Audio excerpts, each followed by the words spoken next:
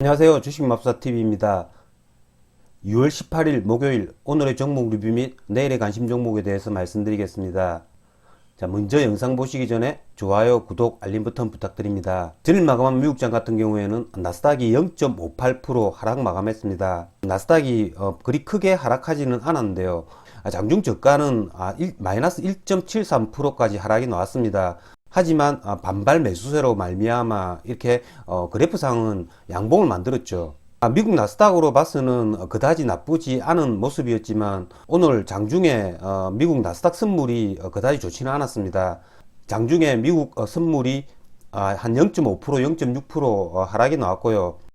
그것 때문인지 오늘 우리나라 양시장 하락이 나왔습니다. 오늘 수급을 보시면 외국인 기관 쌍끌이 매도가 나왔습니다. 개인이 1조 4천억 원치 매수했고요. 외국인이 8,600억 원어치 순매도, 기관도 6,100억 원어치 순매도가 나왔습니다. 어제 제가 지수를 말씀드리면서 이달 말까지 이렇게 하락을 하는 그래프가 나오지 않겠느냐라고 말씀을 드렸는데 오늘 우연인지 모르지만 오늘 이렇게 하락이 나왔고요. 지수가 전 고점 3200포인트를 못 찍으니까 전저점이죠. 이 2970포인트 이 전저점까지 이렇게 밀리는 모습을 지금 현재로서는 만들 것 같습니다. 물론 내일 미국장이 반등을 해주고 그리고 장중에 나스닥 선물이 좋다면 여기서 다시 양봉을 그려 가지고 반등을 할 수도 있죠. 그러니까 내일 장이 중요합니다. 내일 다시 이렇게 음봉을 그리는지 아니면 양봉을 그리는지 그런 모습이 굉장히 중요할 테고요. 그런 것들은 장중에 외국인 기관의 수급 동향을 보면서 체크를 해야 될 것 같습니다. 자, 그러면 종목 하나하나 보시면서 말씀드리겠습니다. 자, 첫 번째 종목은 현대차 관련주들입니다. 현대차 관련주들, 현대차, 기아차 얘네들이 어제까지 수급이 별로 안 좋았는데요. 오늘도 역시 코스피가 하락을 하니까 현대차 같은 경우에도 오늘도 기관 외국인 쌍끌이 매도가 나왔습니다.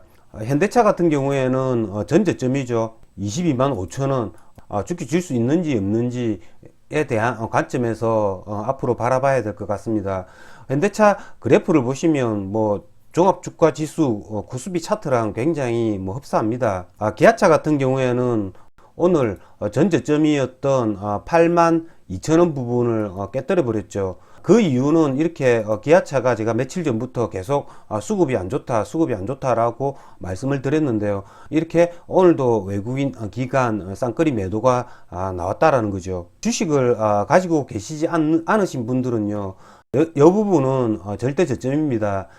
기다렸다가 만약에 주가가 하락을 해가지고 이 부분까지 온다면 여기서는 매수를 한번 해볼 만합니다. 삼성전자, SK하이닉스 전부 다 똑같죠. 이런 대형 우량주들 같은 경우에는 지수 예측을 잘해야 됩니다. 그렇지 않고서는 얘네들을 따로 삼성전자가 좋아 보인다 아니면 현대차가 다음 달에 신차 출시를 한다 그런 것들이 통하지 않는다는 거죠. 자, 다음은 SFA 반도체입니다. 아까 종합주가 지수를 보셨듯이 종합주가 지수 저점을 찍을 때 어떤 종목을 매수를 할까라고 고민을 하신 분들이 많을 텐데요. 이런 현대차, 기아차 이런 종목도 좋고요.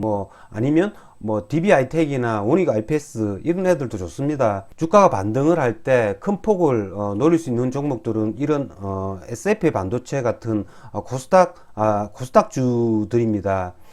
자, SFA 반도체 저점이라고 찍으면 전고점이었죠.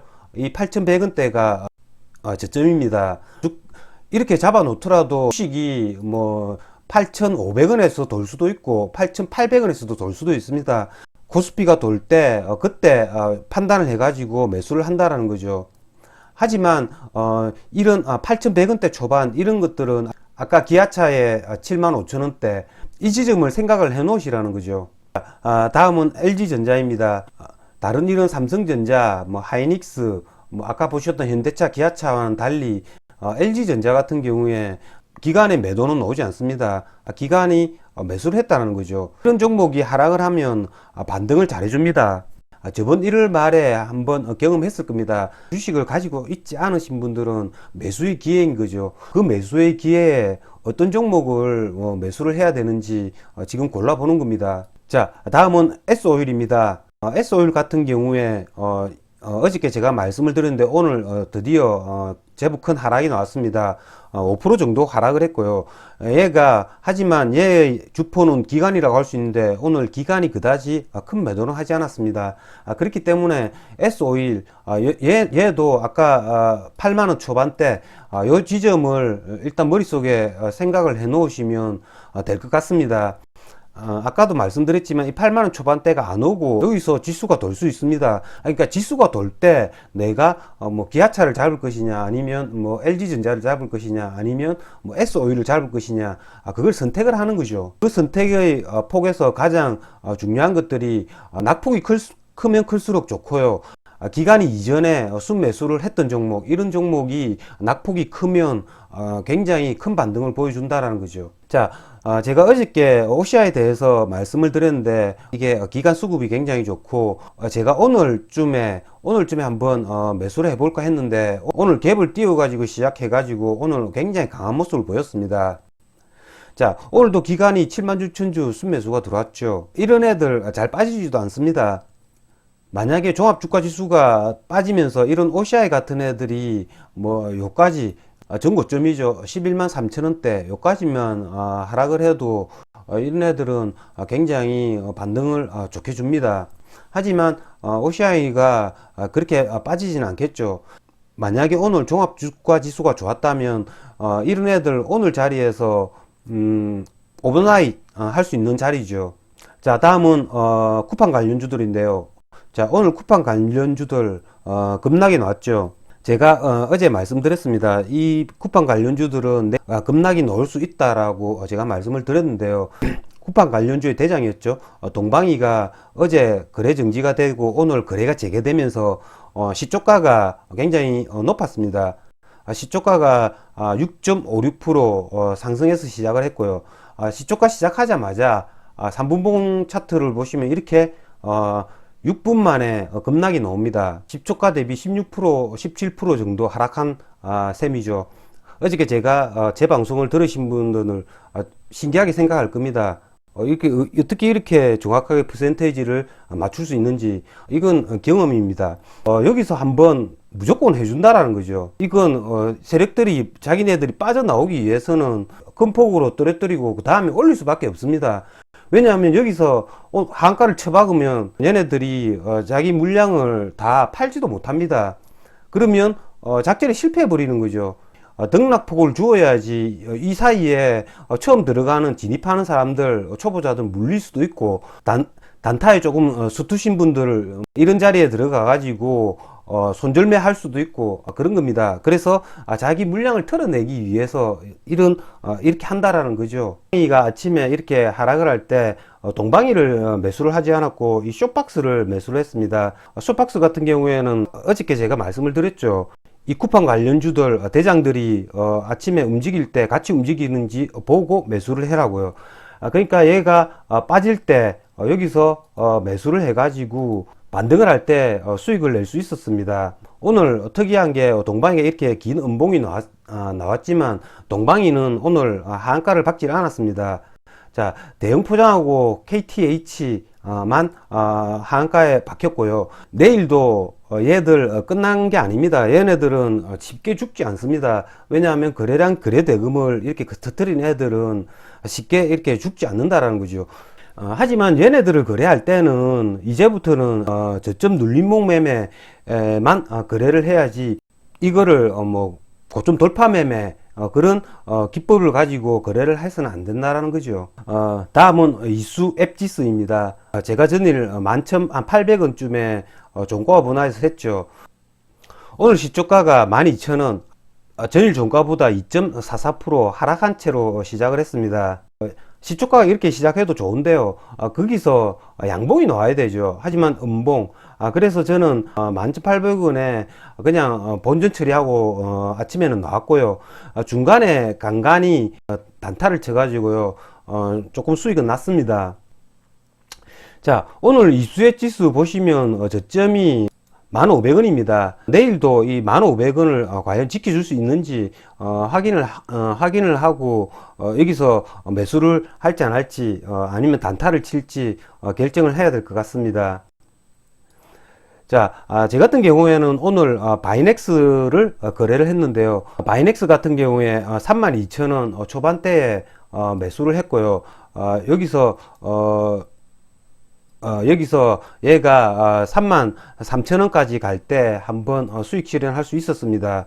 제가 그랬죠. 오늘 제 같은 경우에는 바이넥스를 거래를 할 것이라고요. 다음은 우주항공 관련주들인데요.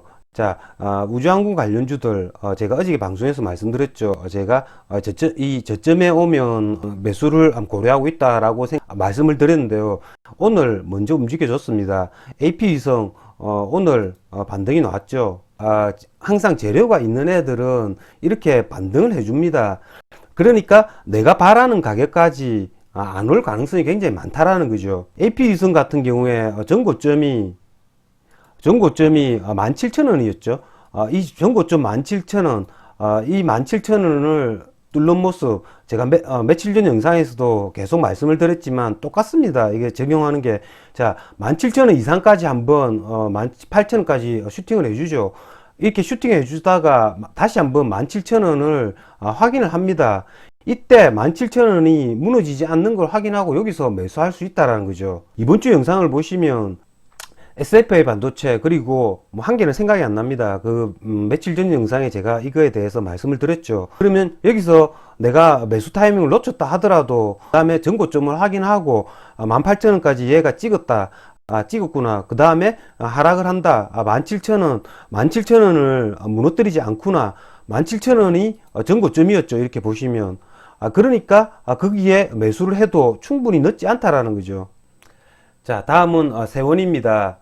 세원 같은 경우에 오늘 상한가를 갔는데요. 상한가를 간 이유가 제2의 테슬라 전기차죠. 제2의 테슬라라고 하는 루시도 모터스가 상장을 한다라는 그 소식에 세원이 지난해 12월 달에 루시드와 헤더 콘텐츠 계약을 체결한 것으로 알려졌다 라는 그런 내용 때문에 아침에 시초가 띄워가지고 음봉을 그립니다. 음봉을 그리는데 시초가보다 한 2%? 3% 정도 하락을 했다가 다시 시초가를 회복해주는 이런 그래프가 나오죠. 그렇게 해가지고 상한가를 붙입니다. 저는 중간에는 세원이를 거래를 하지는 못했고요. 이거를 상한가에는 매수를 한번 해봤습니다. 세원 같은 경우에는 내일 거의 한 150만 주 가량 전환사채 물량이 나옵니다. 이게 뭐 7,800원짜리가 150만 주 정도면 그다지 큰 물량은 아닌데요. 하지만 그래도 여기에 주가에는 영향을 끼칠 수 있기 때문에 내일 잘 가지고 있는 물량을 매도하도록 하겠습니다. 저는 오늘 같은 경우에는 어제 제가 방송에서 말씀드린 대로 그 종목 그대로 그 방법 그대로 거래를 했습니다. 어떤 유튜버도 내가 내일 어떤 종목을 어떤 형식으로 거래하겠다라고 미리 말해주는 유튜버는 없습니다. 그냥 두루뭉실하게 이야기를 하죠. 뭐 어떤 종목 봐라. 상세하게 그렇게는 설명을 잘 안 해줍니다. 숏박스 여기서 100만원 정도 수익이 났고요. 바이넥스도 어제 제가 말씀을 드렸죠.